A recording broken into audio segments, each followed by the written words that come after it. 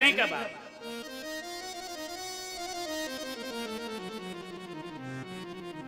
संतुरे गुरु बिन घोर अंधेरा संतुरे गुरु बिन घोर अंधेरा। बहुत शांति पूर्वक पूरी अंतिम तक कथा सुननी है, कोई बीच में बोलेगा नहीं, नहीं तो बड़ा प्रायश्चित तो होगा, अपराध होगा। क्योंकि आज विदाई का दिन है, एक एक शब्द आपके लिए आज बहुत वंदनीय होने चाहिए।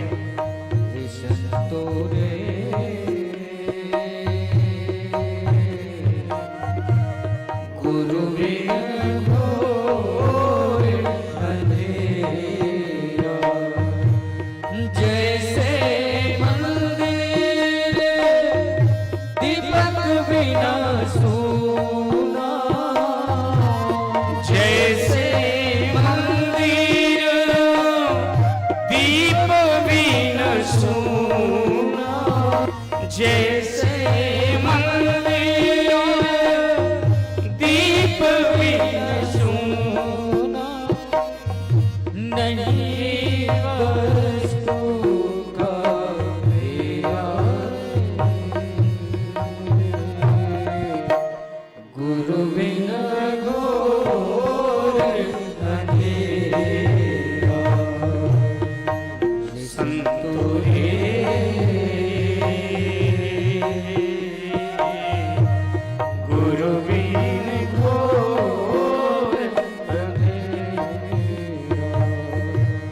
जब तक कन्या रहे कुंवारी, नहीं पति का फेरा रे।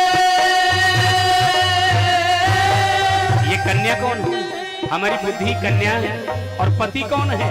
गुरुदेव पति है, भगवान पति है। जब तक कन्या कुंवारी रहती है और पति के साथ उसका फेरा नहीं हुआ रहता, तब तक वो कन्या बड़ी अल्हड़ रहती, बहुत अल्हड़। एक 16 साल की बिटिया 17 साल की बिटिया का विवाह हो जाए, 18 साल बाद 18 साल में मिलेगी, 19 साल में तो कई बार घूंघट संभालती, अपने महाराज विग्रह को ढकती, संभालती, लज्जा से नजर को झुकाती। और एक 32 साल की बिटिया बिना ब्याह की घूम रही हो और उसमें अल्हड़ता दिखाई पड़ेगी। अल्हड़ता का समापन आयु से नहीं होता, अल्हड़ता का समापन तब होता है जब किसी जिम्मेदारियों का ऊपर बोझ महाराज विराजमान होता है। जब तक कन्या कुंवारी रहती है, पति का फेरा नहीं रहता ना, तब तक वो बड़ी स्वतंत्र, बड़ी अल्हड़ और उसका जीवन बहुत मर्यादा में नहीं रहता। जब तक कन्या कुंवारी, नहीं पति का फेरा रे, नहीं आठ पहर वो रहे आलस में, आठ पहर वो रहे आलस में। जो बुद्धि, ध्यान रखना, बिना गुरुदेव के है ठंडी में 3 दिन नहाती नहीं।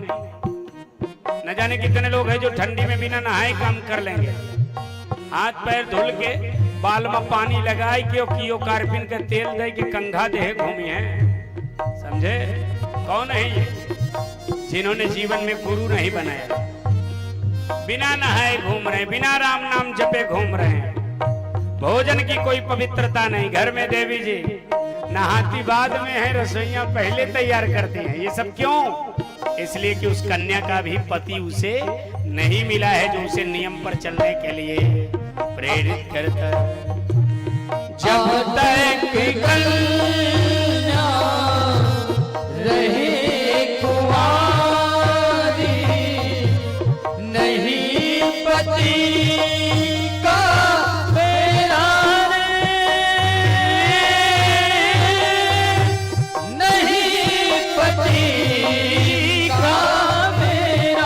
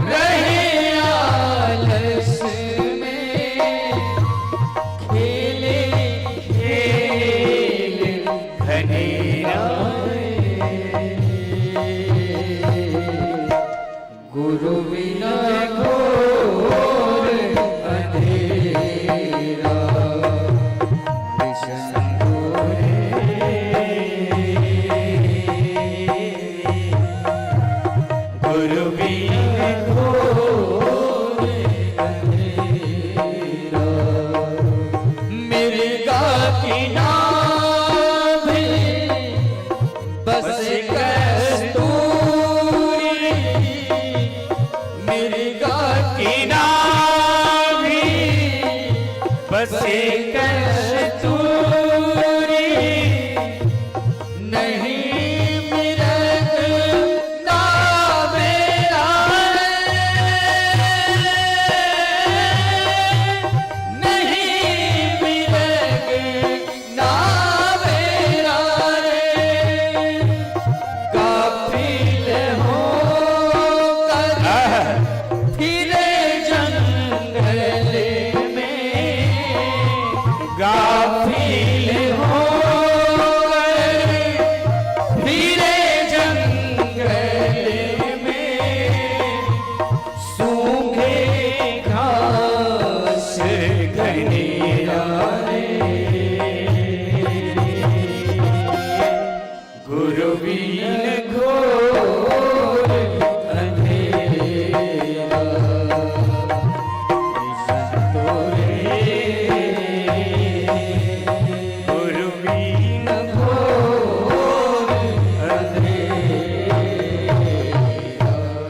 मेरे का कि ना भी बसे कस्तूरी है ना, और जंगल जंगल घूमती है और क्या करे, सूंघ है घास घनेरा।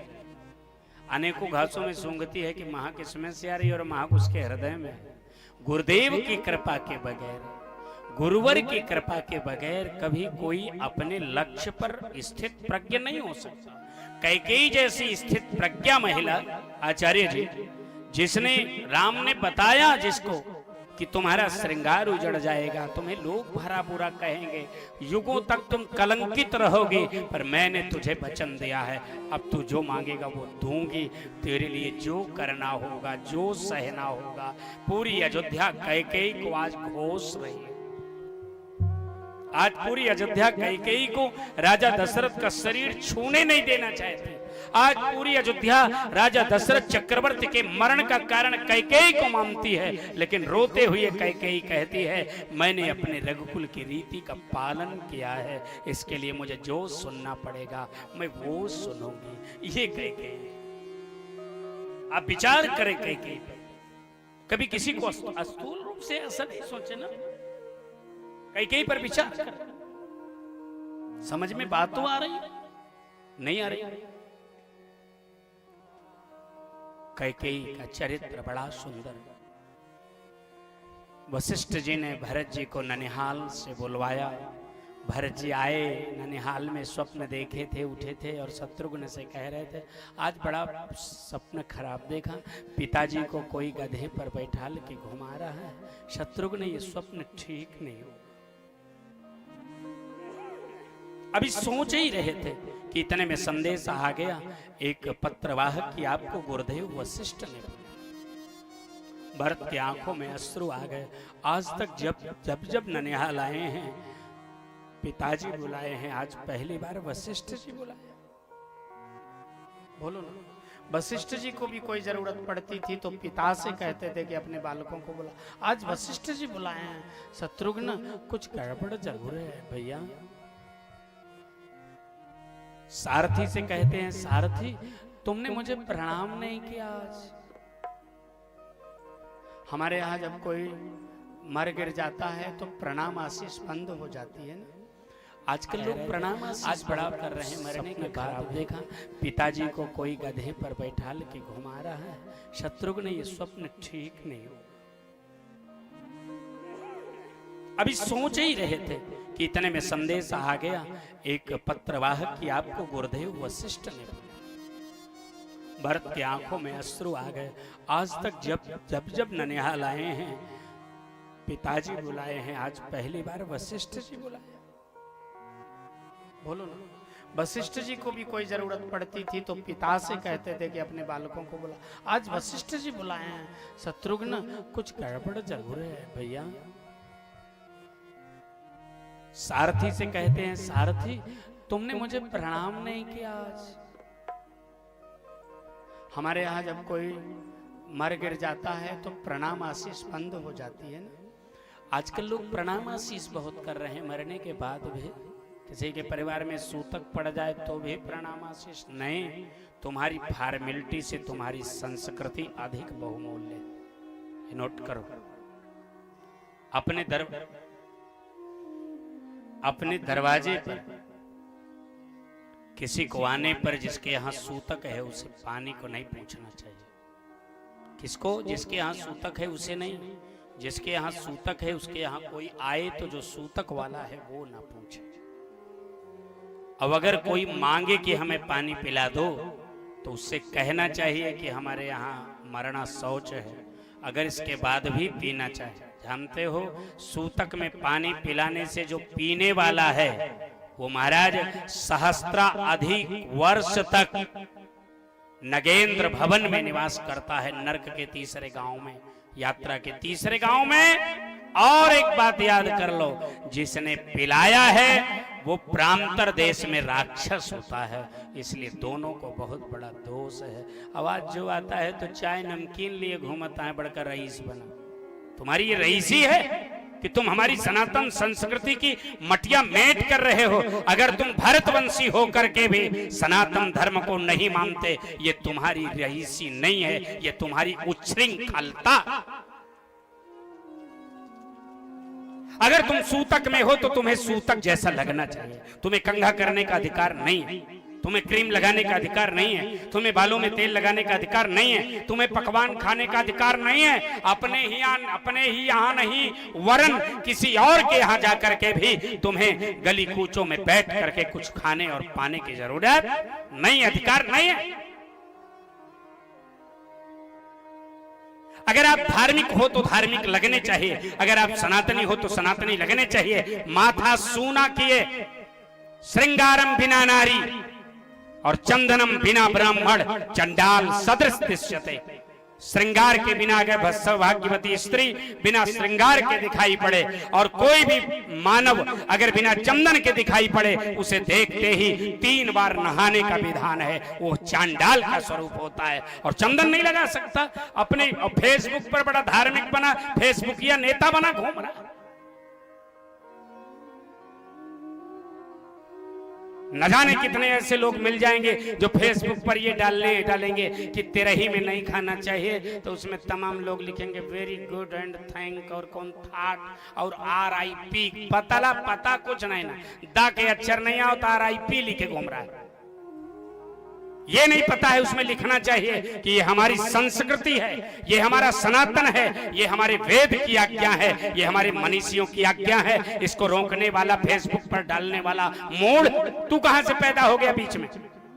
अगर तुम इसका विरोध नहीं कर सकते तो तुम एक दिन के सनातनी नहीं हो, सनातन धर्मी नहीं हो। तुम तो स्वतंत्रता से जी रहे हो। तुम्हारे नाती भीख मांगते हुए अपनी पूजा के लिए लोगों से हाथ जोड़ेंगे तो सत्यनारायण की कथा सुन पाएंगे। ये नोट कर लो, ये तुम्हारे कारण।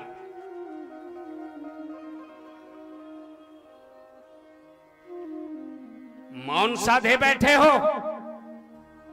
आपको पता है भीष्म के शरीर में हजारों बाण प्रवेश करी हैं और उन्होंने पूछा युधिष्ठिर महाराज कृष्ण से अंतिम में कि मेरे शरीर में इतनी बाणें क्यों हैं? बोले तुमने जीवन में कोई अपराध नहीं किया, लेकिन अपराध द्रौपदी के साथ हो रहा था। अगर तुम एक बार आंख उठा के देख लेते तो दुशासन की मां ने दूध नहीं पियाया था कि द्रौपदी की साड़ी को हाथ लगा देता, और तू मौन बैठा है। तेरे शरीर में हजारों बाण लगेंगे, ये दोनों नोट कर ले। हम सब की बात कर रहे हैं, एक भी नहीं बचेगा जो रंगबाजी करते घूम रहे हैं, झूठे चोला बकस बनाए ना, अपनी संस्कृति की रक्षा नहीं कर सकते, सूतक में सूतक जैसे नहीं रहते और ब्याह में ब्याह जैसे नहीं रहते। आजकल तो सूतकों में भी अगर तिरही होगी तो बफर सिस्टम, भागवत का भंडारा जगन्नाथ का हो रहा है बफर सिस्टम। ये बफर सिस्टम तुम्हारी संस्कृति को मिट्टी में ना मिला दे तो बोलना कि व्यासपीठ से किसी ने कहा था। इसलिए अभी समय है, संभल जाओ। अगर तुम सनातनी हो तो तुम्हें सनातनी दिखने चाहिए। माथे पर चंदन, कांधे पर जनेऊ, कंठ में राम नाम की तुलसी की कंठी और शीश पर शिखा। इसके बगैर अगर तुम विराजमान हो तो तुम्हें देखने पर तुरंत नहाना चाहिए। इतना नोट कर लो। 3 दिन तक लगातार जगनोपवीत न पहनने वाला, 3 दिन लगातार जगनोपवीत जनेऊ न पहनने वाला अगर तुम्हें रास्ते में मिल जाए और तुम पूरे तीर्थ करके आ रहे हो तो उस तीर्थ का संपूर्ण फल मिट्टी में मिल जाता है। ये तुम्हारी लेटेस्टता है। ये तुम्हारी आधुनिकता है। ये तुम मोबाइल और 2 रुपया का गुटखा और जनेऊ उतार करके 8 बजे 9 बजे सो करके उठ करके तुम अपने को बहुत बड़े बहादुर गिन रहे हो। तुम्हारी संस्कृति मिट्टी में मिल रही है, इतना नोट करो। और ये संस्कृति जब मिट्टी में मिल जाएगी ना, तो तुम किसी काम के नहीं रह जाओगे। अपने बच्चों को यही दे के जाओ, मूक उपदेशक बनो। जिसका बाप जनेऊ पहनता है उसका बेटा भी पहनता है। अभी तुम्हारा बेटा साधु होने लगे तो पूरी दुनिया के तांत्रिक मंत्रिक खोज डालोगे। और जनेऊ उतार के घूम रहा है तो पूछा तो हर बेटवा जनेऊ महाराज काकर ये पहिरवे नहीं करते है ना, यही तो कह देते हैं आप। उसके लिए 2-1 दिन भोजन छोड़ दो, घर छोड़ दो, जनेऊ पुत्र को पहलाओ। 1.25 महीने तक लगातार जनेऊ न पहनने वाला अपने बाप का महाराज पितृ मिलौनी जब करता है तो उसके प्रेत पितरों में नहीं मिलते हैं, सपिंडन का अधिकारी नहीं रह जाता है। ये चूड़ियां पहन के बैठने से, ये मौन आचरण करने से और ये केवल कथा सुन लेने से तुम्हारे धर्म की रक्षा नहीं होगी। जब तक धर्म के लिए तुम प्रतिज्ञाबद्ध नहीं होगे, अपनी संस्कृति के चिन्हों को तुम छोड़ना शुरू कर दिए हो, एक दिन तुम्हारा धर्म नष्ट हो जाएगा। जगा रहा हूं, जग जाओ, ये जगने का समय हो चुका है।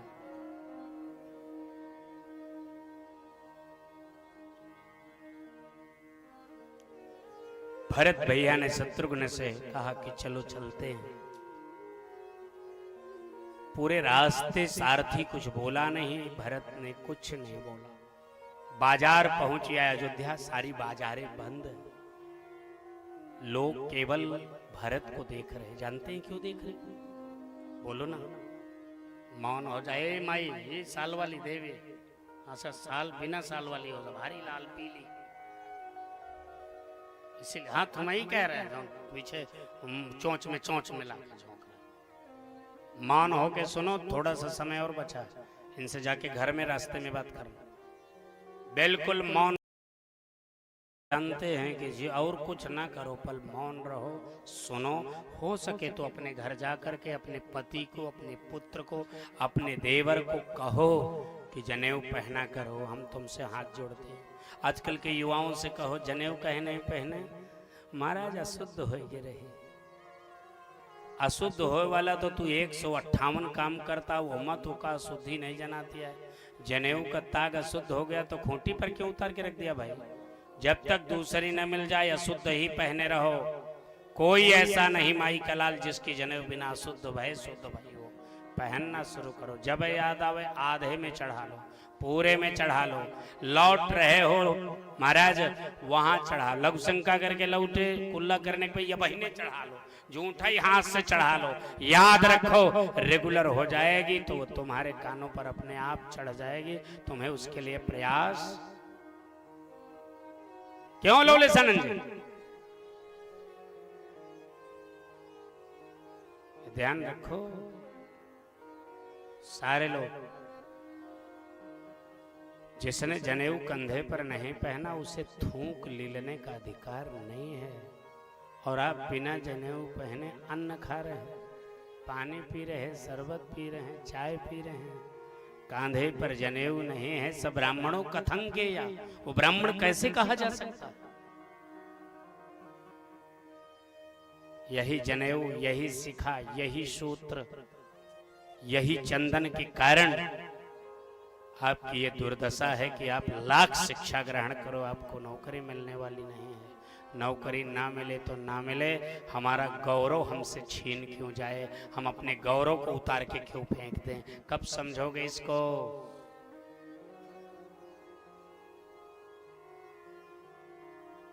हमारे भारत के जितने नियम है वो हमारी भारतीय संस्कृति का परिचय। इतना नोट करो। बिना जनेऊ के एक भी दिन न रहने का संकल्प लेना ही राम कथा की पूर्णता है, पूर्णाहुति है। ये बिना जनेऊ के घूम रहे हो। माताएं प्रेरित नहीं करती अपने पति, अपने पुत्र, अपने देवर को प्रेरित नहीं करना चाहिए। बाजार से चाट ना आए तो मोड़ फोड़ डालोगे। और पति बिना जनेऊ के घूम रहे, कोई बोलने को तैयार? फिर जहां मन पंडित जी आएंगे, जहां तांत्रिक मांत्रिक आएंगे, महाराज कमात ही बहुत, लेकिन मरी के जाए तो हर कमाई जो कमाना चाहिए वो पुण्य सुकृत नष्ट। आपको पता है, अधर्म पूर्वक जीवन जियोगे तो जो धन कमाओगे वो किसी न किसी रूप में तुम्हारा साथ नहीं देगा। अपने अंतर मन में झांकिएगा, अगर आपके जीवन में किसी धन की हानि हो रही है, अंतर मन में झांक लो, अपने अंतर के शीशे में देखो, कहीं ना कहीं तुमने फाल्ट कार्य किया होगा, अशोभित कार्य किया होगा, अनैतिक कार्य किया होगा, इसलिए तुम्हारा धन कमाने के बाद भी तुम्हारे काम नहीं आ रहा है।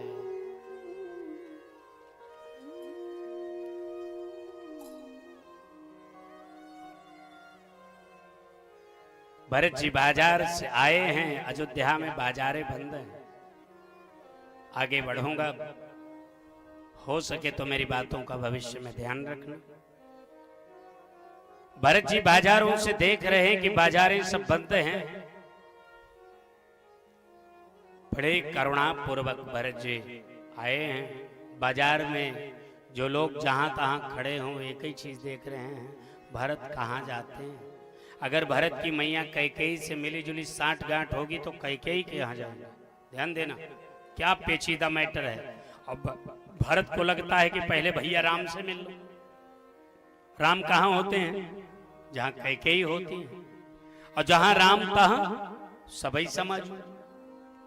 भरत अनजाने में कैकेयी के यहाँ चले गए। अयोध्या वासियों ने उन्हें दोषी माना। सुभाष जी, कभी कभी अनजाने में हम किसी को दोषी मान बैठते हैं, और जब वो हमारे हाथ से छूट जाता है तब हमें समझ में आता है कि हम कौन मड़ी खोए दिन है भगवान, अब कहां जाए, कहां जाए, अब कैसे मुंह दिखाए। हमने तो फलानी चीज खो दिया। इसलिए बहुमूल्य वस्तुओं का कभी खोना नहीं चाहिए, छोड़ना नहीं चाहिए। छठुनाथ जी, जीवन में सबसे बहुमूल्य अपना धर्म। जिसने धर्म छोड़ दिया उसके पास कुछ बचा नहीं हो। सुकुल जी समझे, जिसने अपनी संस्कृति को खो दिया उसके पास कुछ बचा थोड़ी। ये बेकार की पॉपुलैरिटी, ये बेकार के चार लोग हमको जानते हैं, ये सारी चीजें यही माटी में मिल जाएंगी। तुम्हारे साथ अगर कुछ जाएगा तो तुम्हारा संस्कार, तुम्हारा धर्म। भरत सीधे कैकेयी के भवन गए हैं। कैकेयी अंदर हैं और बहुत रत्नों से सजी मंथरा है। कैकेयी सब दे दी हैं का, वो पैर के ऊपर से नीचे तक, बाप रे। मंथरा को देखते ही शत्रुघ्न का पारा चढ़ा, आज ही ज्यादा सजी बजी दिख रहे हैं। अंदर पहुंच गए माता जी। कैकेयी ने कहा, आओ आओ पुत्र। बोले, भैया कहाँ हैं, पिताजी कहाँ। क्या कहती है कैकेयी? निवेदन करते हैं, ये बुद्धि सरस्वती ने प्रेरित किया है मंथरा के द्वारा। सबसे ज्यादा सजी बजी खड़ी है मंथरा। जानते हैं क्या कर रही हैं कैकेयी? कि तात बात में सकल सवारी, भई मंथरा सहाय बेचारी। मंथरा बेचारी सहाय हुई। भरत का माथा घूमा। जिस माँ के पास इतनी सामर्थ्य हो, युद्ध में रथ के पहिया के धुरी का कील निकल जाए, उंगली लगा के पूरे देवासुर संग्राम में विजयी करके ले आवे, उनकी मदद मंथरा ने की। पिताजी कहाँ हैं? बोले, कछुक बात विधि बीच बिगार्यो, भूपति सुरपति पर पगुधार्यो। पति ससोच देख मन मारे, पूछत नहीं है रे कुशल हमारे। देखो ना, जो माँ, जो स्त्री, जो कन्या अपने ससुराल से अधिक नैहर को सम्मान देगी, उसका ससुराल माटी हो जाएगा। समझे? माताओं के जौन मन का काम हो जाए तो ठीक है, जौन मन का काम ना हो तुरंत हमारे नैहरे में तो हम बाप राजे का नहीं देंगे। 20 साल में ब्याह हो रहा हो गया था, जौन आज 80 साल की है, अच्छा 70 साल की, वो सब 20 साल में ब्याह के आ गई थी। और 70 साल माने 50 साल यहाँ रहने के बाद भी बीचे बीचे ही कहत रहा थी, हम अपने बाप राज नहीं देखे, तोहरे नहीं आई बड़ी नई रीच।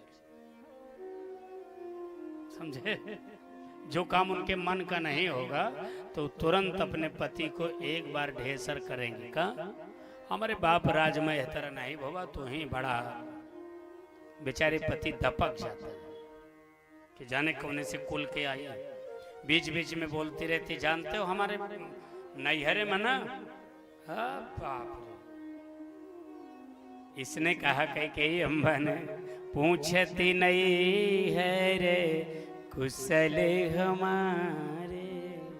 हमारे नैहर में सब ठीक ठाक तो है।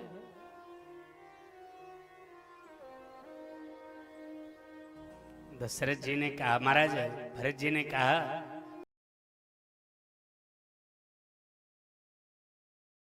कई अम्बा ने, पूछती नहीं है रे कुशल हमारे नैहर में सब ठीक ठाक तो है।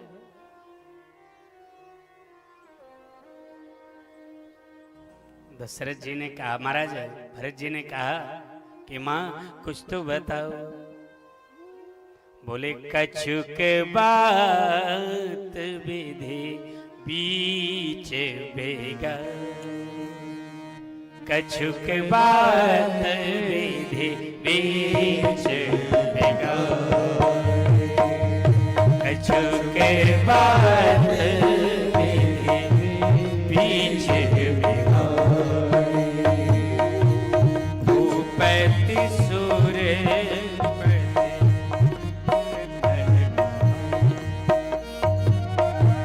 भूपति सुर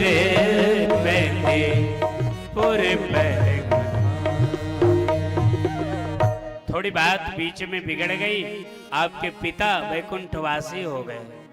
भरत जी ने कहा, अरे बाप रे बाप, ये छोटी बात है।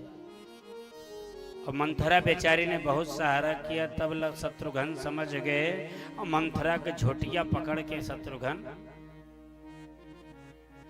तब रिपुहन लखिस नख सिख खोटी और का लगे घसीटन धरी धरी झोटी। मंथरा कहती हमें छोड़ दे, बोलो तू है ही कुल कारण, तू है ही इधर। अहुमकला तिलक कुबर मारा, अकुबर टूटे फूट कपारा।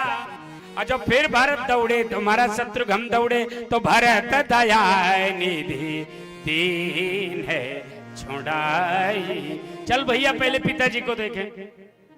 और जो पहुंचे पिताजी के पास, तो दोनों बड़े भाइयों का पता नहीं, राम लक्ष्मण का पता नहीं। वशिष्ठ जी बैठे हुए हैं, चरणों में गिर पड़े पिताजी को, और ढका हुआ है पूरा शरीर। कौशल्या के पास भरत जी पहुंचे, मैया पिताजी को एक बार दिखा देती। बोले माँ तू तात कहा देहु देखा।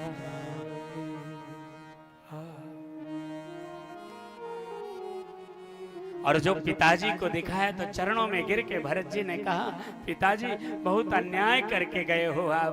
वशिष्ठ जी बोले मत बोलो ऐसा भरत। बोले मुझे राम को सौंपे नहीं, और अपने को बुला लिए होते चलते, आप किसी ने हमको बुलाया नहीं कि पिताजी की ये दास बहालत है। कि तात न राम सौंपे हो, तात न राम सौंपे हो, तात न राम सौंपे हो, तात न राम सौंपे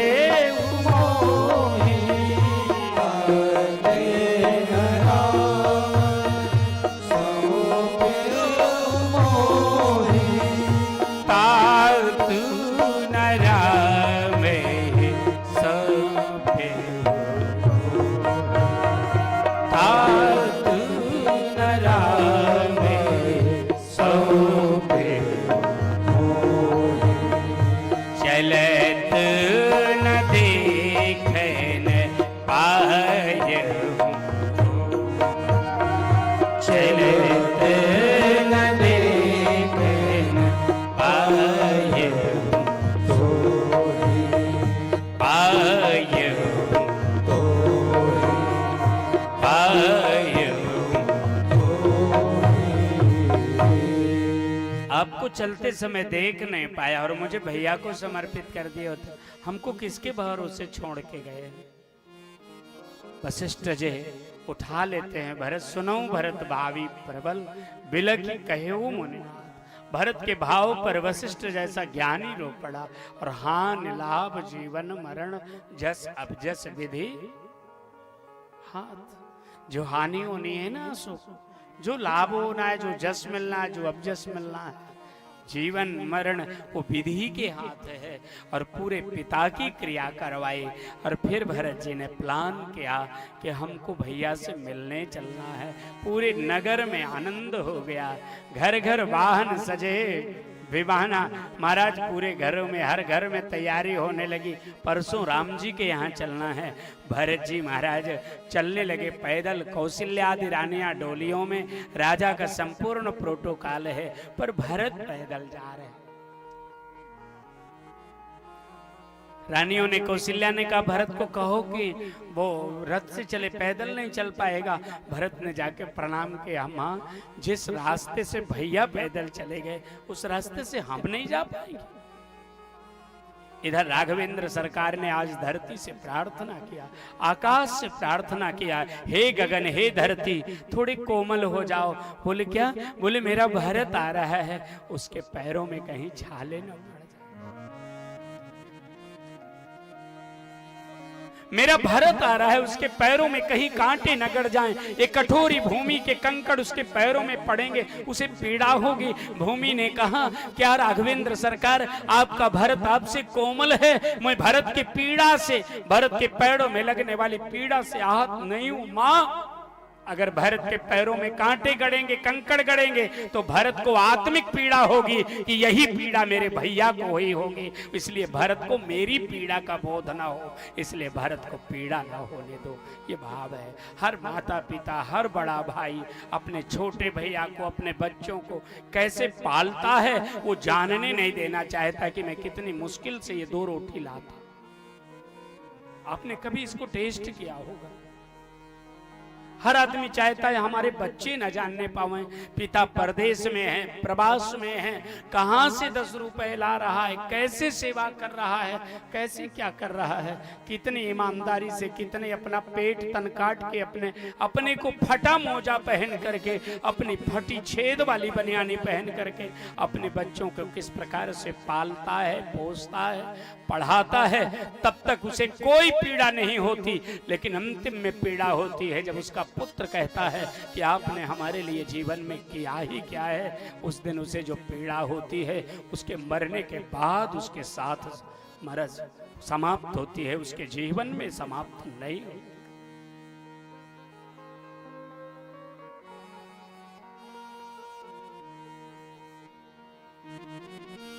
चलत पया देखाति फल, पिता दीन तजिरा, जात मनावन रघुबरे, भरत सरिस को। भरत के समान दूसरा, बहुत समय कम है, आज तो घड़ी बहुत तेज चल रही है, समय बड़े कम। पिता दीन तजिरा, की जात मनावन रघुबरही, भरत सरिस को। बहनें ध्यान दे, हमारी बेटियां, आज भरत राम को मनाने जा रहा है, उसके समान दूसरा कोई कैसा हो सकता। रास्ते में श्रृंगवेरपुर पहुंचे तो महाराज ये ब्रह्म में आकर की चढ़ाई किया होगा। निषाद राज ने भरत से जाकर मिला, जब जान पाए चढ़ाई नहीं करने आए हैं। वशिष्ठ जी से निषाद राज मिले। महाराज वशिष्ठ जी ने निषाद को दूर से कहा, हाँ खुश रहो, ज्यादा हाँ बस बस बस। तो निषाद समझ गए हमको छूना नहीं चाहिए। ध्यान देना, निषाद समझ गए हमको छूना नहीं, यहाँ रुकूंगा नहीं मैं। निषाद राज लेकर के गए हैं पहुंचाने, और जो चित्रकूट में सूचना मिली कि भरत सेना लेकर के आ रहा है, तो लक्ष्मण ने धनुष पर बाण उठाया और दौड़ के आए राम जी के पास। भैया भरत चढ़ाई किया है, आज इन धनुष बाणों से भरत की संपूर्ण सेना को मार डालूंगा। राम ने कहा, लक्ष्मण भरत अपना भाई है, उस पर भरोसा रखो। भरत ही हो ही न राज मद विधि हरिहर पद पाई, कबहू की कांजी सीकर ने सिंधु बिना विलसाई। बिना जाने अपनों के प्रति विचार इतने खराब न रखो भरत लक्ष्मण। हम सब यही, भरत ही हो ही न राज मद विधि हरिहर पद पाई, कबहू की कांजी सीकर ने सिंधु बिना विलसाई। बिना जाने अपनों के प्रति विचार इतने खराब न रखो भरत लक्ष्मण। हम सब यही करते हैं ना, अपने चाचा के प्रति, भतीजे के प्रति, दादा के प्रति, महाराज परिवारी जनों के प्रति, पड़ोसी के प्रति बिना जाने ही कुत्सित विचारधारा रख के बैठ जाते हैं, और पूरे जीवन उसे जब जब देखते हैं मन में तनाव रख के बैठते हैं। ये ठीक नहीं है। राम की सीख कहती है कि कभी किसी के आने पर उसे दुश्मन ही नहीं समझना चाहिए। भरत जी आ गए हैं।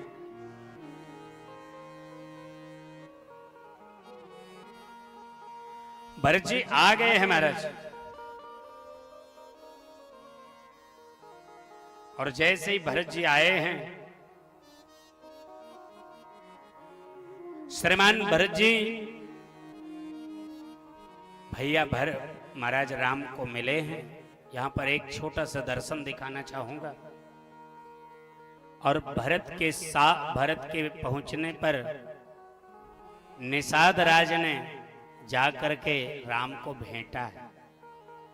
और जब राम वशिष्ठ को मिलने गए, बहुत ध्यान से सुनना, सभी वर्णों के लोग जिनको अभिमान है कि हम बड़े ऊंचे वर्ण के हैं, जो बहुत घबराते हैं कि हमारा बड़ा नीचा वर्ण है, कोई वर्ण नीचा ऊंचा नहीं होता है। ऊंची नीची समझ होती है, ऊंचे नीचे विचार होते हैं, ऊंची नीची संस्कृति होती है, ऊंचा नीचा समर्पण होता है। ऊंचे कुल का जन्म का जो करनी ऊंच न होए, ऊंच निवास नीच करतूती।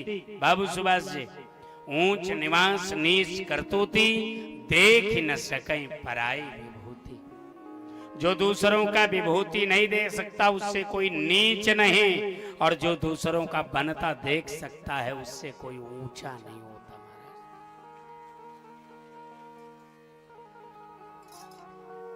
श्रीमान राघवेंद्र सरकार जब वशिष्ठ जी से भेंटे, सुशील बाबू, तो निषाद राज ने अब की दूर ही से प्रणाम किया कि हमका तो छुए दे हैं ना, ज्यादा लगे जाए, कहूं हवा ना लग जाए इनके। तो कीन ही दूर तय दंड प्रणाम। जहां चाय वाला रखा है ना, वो चाय वाले हैं ना बेचारे, कितने धर्मात्मा है जो आज 9 दिन से चाय पिला रहे हैं। हम उनको आशीर्वाद देते हैं कि आने वाले समय में उनके घरों में अचलो वचल रहा है, खूब लक्ष्मी निवास करें, उनके बच्चे परम संस्कृति और संस्कारवान हो। उन्होंने जिस ठंडी में लोगों को, कथा साधकों को चाय पिलाया है, जितने लोग तृप्त भय हैं, उन सब का आशीर्वाद उस व्यक्ति को अकेले मिले और उसका जीवन पल्लवित प्रफुल्लित। जहां वो चाय वाली दुकान है, अरे सॉरी, चाय वाला जो केंद्र है, वहां पर उतनी दूर से निषाद राज ने भेंटा, प्रणाम किया, और वशिष्ठ जी यहीं से देख रहे कि जिस निषाद को राम ने भेंटा उसे मैंने वहां ठुकरा दिया, अब जिंदगी में दोबारा न मौका मिले तो निषाद को नहीं छोड़ूंगा। अब की निषादवा ने वहीं से प्रणाम किया। राम जी यहाँ, वशिष्ठ जी को आशीर्वाद राम को देना चाहिए, भागे कहां? निषाद के पास। ये समाज का दर्पण है ना कथा, गलती ना करो। तुलसी ये संसार में सबसे मिलिए धाय, ना जाने के ही बेश में नारायण मिल जाए। महाराज दौड़े, निषाद की ओर जो दौड़े, निषाद उठना चाहा तो वशिष्ठ दौड़िया तो बोले गुरुजी वहां राम जी है। बोले छोड़ राम को यार, राम तो फिर मिलेगा, तू कहां मिलेगा, इधर आ। निषाद भागा, पगलाए गए हो वहीं श्रृंगवेरपुर में, छुए नहीं अब हम, अरे आपका धर्म नष्ट हो जाएगा। तब राम सखा ऋषि बरबस भेद, बरबस भेद,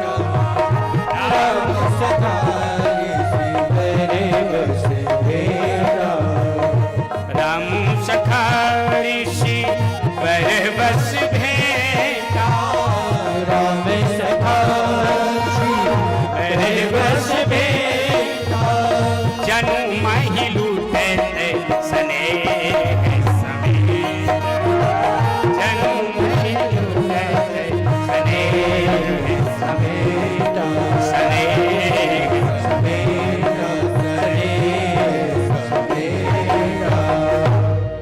राम सखा ऋषि बरबस। ऋषि ने राम के सखा को बरबस माने जबरदस्ती भेंटा। और जानते हो कैसे बटोर के उठाया? जैसे पृथ्वी पर प्रेम अड़ाई जाए, बह जाए।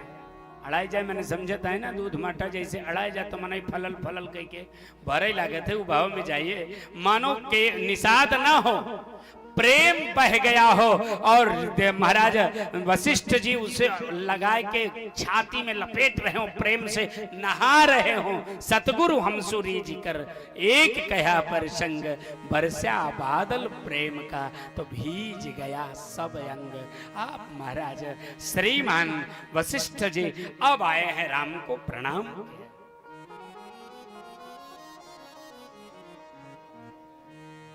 अब आए हैं राम को प्रणाम किए।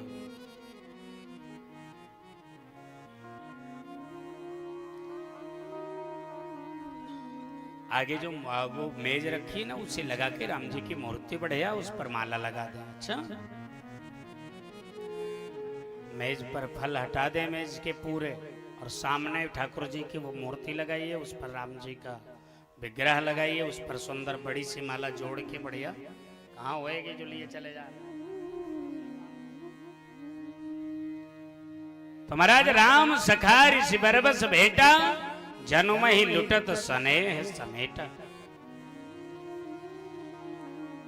जानो प्रेम गिर गया, उस पर कोई और एक बढ़िया साल बिछाओ विपिन जी, तब साल पर मूर्ति को भगवान के स्थापित करो। अच्छा,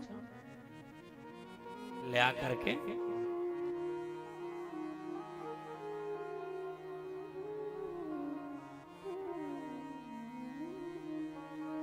हे जी राम सखा, रह जाओ, ले आ रहे हैं। हे सुकुल वो दे दो, साल दूसरा ले आएंगे, प्लेन उस पर बढ़िया रखेंगे, जौन मन होता हूँ। राम सखा ऋषि बरबस भेटा, जन्महि लुटते स्नेह। आपकी जाति की व्यवस्था को मिटाने वाली कितनी सुंदर ये कथा है ना, कितना प्यारी चौपाई सहित है ना। बोलो, जो जातियों के चक्कर में पड़े हैं, और आगे जब बढ़ोगे तो जानते हो क्या दिखाई पड़ेगा। जब राघवेंद्र सरकार भरद्वाज मुनि से मिलते हैं तो निषाद राज को भी भरद्वाज बैठालते हैं। तो बोले महाराज हमारी जाति छोटी है। तब भरद्वाज जी कहते हैं राम ने किसी को छोटा रहने ही नहीं दिया निषाद। तो जो राम का है वो कभी छोटा नहीं है, जो राम का नहीं है वो बिल्कुल छोटा है, चाहे किसी भी जाति का हो। व्यक्ति जाति से बड़ा नहीं होता, जिसके संबंध राम से होते हैं वो बड़ा होता है, समझे। ये अपने जीवन में गांठ मार लीजिए।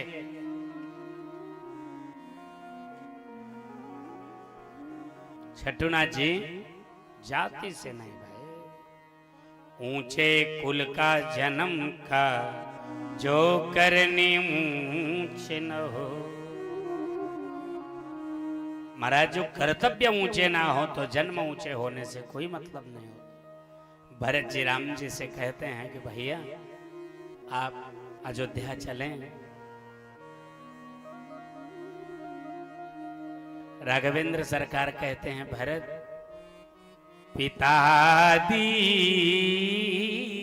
है मोहे कान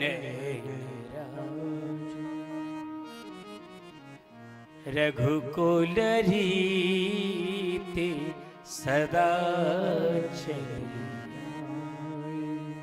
भरत हम अपने स्वार्थ के लिए अपने रघुकुल की रीति को कभी समाप्त नहीं कर सकते। प्राण चले जाएं पर वचन नहीं जाना चाहिए भैया भरत। हमारी भी इच्छा थी कि आप राजा बने और पिताजी ने आपको राजाज्ञा देकर के हम पर बड़ा उपकार किया है। आप गुरुदेव की कृपा से राज्य करिए। भरत जी बहुत भावुक होकर के कहते हैं भैया पैर पकड़ के पड़ जाते हैं, आप चलिए ना। बहुत भावुक होकर राम जी ने भरत से कहा भरत ठीक नहीं है, हमें अपने पास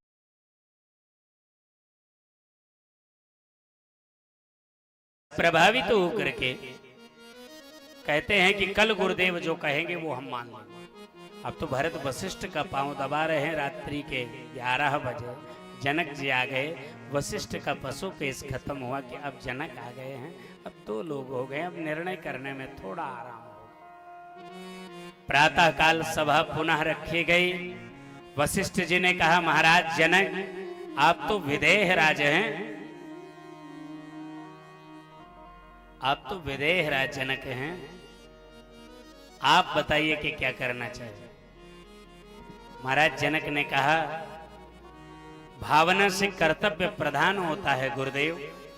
भरत की भावना बड़ी पवित्र है, परंतु कर्तव्यों के प्रति इतनी निष्ठा होनी चाहिए कि भावना की नदी में कर्तव्य बह न जाए। इसलिए राम को वन में रहना चाहिए और भरत को राज्य का संचालन करते रहना चाहिए। आज के बेटी का बाप होता तो क्या करता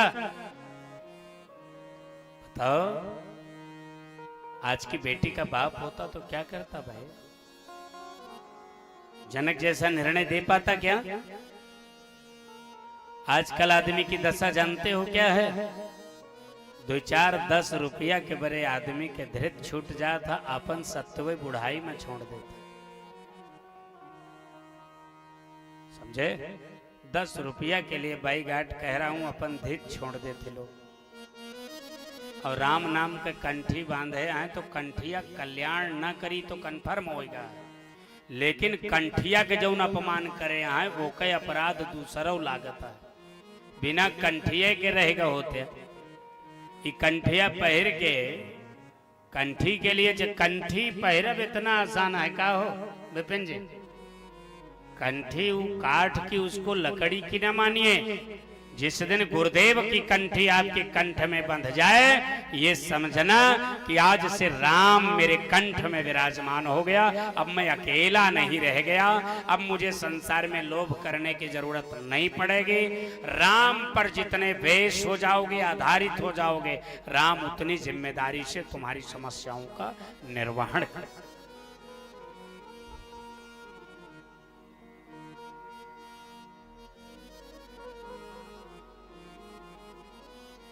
अंत में भरत ने कहा मुझे कुछ अवलंब तो दे दो। भरत जी को राम जी ने कहा भरत मुझ में और खड़ाऊ में कोई अंतर न मानना, ध्यान देना। मैंने कहा था केवल सुनने मात्र से कल्याण नहीं होगा ना।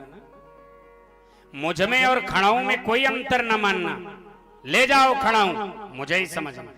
भरत ने कहा बहुत फिलॉसफी वाला प्रसंग है, बड़ा दार्शनिक प्रसंग है यहाँ। भरत ने कहा अगर आप में और खड़ाऊ में कोई अंतर नहीं है तो आप खड़ाऊ को जंगल में छोड़ दें, आप अयोध्या चले चले। राम जी ने कहा भरत अयोध्या में इतने योग्य लोग हैं कि खड़ाऊ में भी राम को देख सकते हैं, पर जंगल में इतने योग्य लोग नहीं हैं कि राम में भी राम को देख लें। जो राम में राम को देखने लायक हैं वहाँ राम को रहना चाहिए, जो खड़ाऊ में राम को देख सकते हैं वहाँ खड़ाऊ को जाना चाहिए। अयोध्या श्रेष्ठ, अयोध्या श्रेष्ठ। अब तो खड़ाऊ को उठा लिया, शीश पे खड़ा हूँ, अखियों में पानी। शीश पे खड़ा हूँ, अखियों में पानी। राम भक्त ले चला रे राम की निशान। राम भक्त ले चला रे राम की निशान। शीश पे खड़ा हूँ, अखियों में पानी। शीश पे खड़ा हूँ, अखियों में पानी। राम भक्त ले चला रे राम की निशानी। राम भक्त ले चला रे राम की निशानी। राम भक्त ले राम की निशानी। शीश पे खड़ा हूँ। आप गाना चाहते हो ये भजन? भरत जी के साथ भगवान की खड़ा हूँ अपने घर लाना चाहते हो? इसलिए गाइए जरूर। अखियों में पानी, शीश पे खड़ा हूँ, अखियों में पानी। राम भक्त ले चला रे राम की निशानी। राम भक्त ले चला रे राम की निशानी। शीश खड़ा हूँ, ले चल रे से राम सिया जी संग हो जैसे। शीश खड़ा हूँ, ले चल से राम सिया जी संग हो जैसे। अब इनकी छाँव में रहेगी राजधानी। अब इनकी छाँव में रहेगी राजधानी। राम भक्त ले चला रे राम की निशानी। राम भक्त ले चला रे राम की निशानी। ओ शीश पे खड़ा हूँ, अखियों में पानी। शीश पे खड़ा हूँ, अखियों में पानी। राम भक्त ले चला रे राम की निशानी। राम भक्त ले चला रे राम की निशानी। पल छिन लागे सदियों जैसे 14 वर्ष कटेंगे कैसे। कितनी प्यारी लाइन है। आपके बगैर एक पल सैकड़ों वर्ष के बराबर लग रहा है। क्या कहा था सुमंत्र ने कि चतुर्दशस्य वर्षाणि सहितस्य त्वया बने। आपके साथ अगर रहूंगा तो 14 वर्ष 14 क्षण के बराबर। वाल्मीकि रामायण में क्षण भूतानि यास्यन्ति सत संख्यानि चान्यथा। और अगर आपके बगैर रहूंगा तो सैकड़ों वर्ष के सैकड़ों गुना 1400 वर्ष में हो जाए। पल छिने लागे सदियों जैसे 14 वर्ष कटेंगे कैसे। जाने समय क्या खेल रचेगा। कौन जिएगा कौन मरेगा। कब्र मिलन के फूल खिलेंगे। कब्र मिलन के फूल खिलेंगे। नदियों के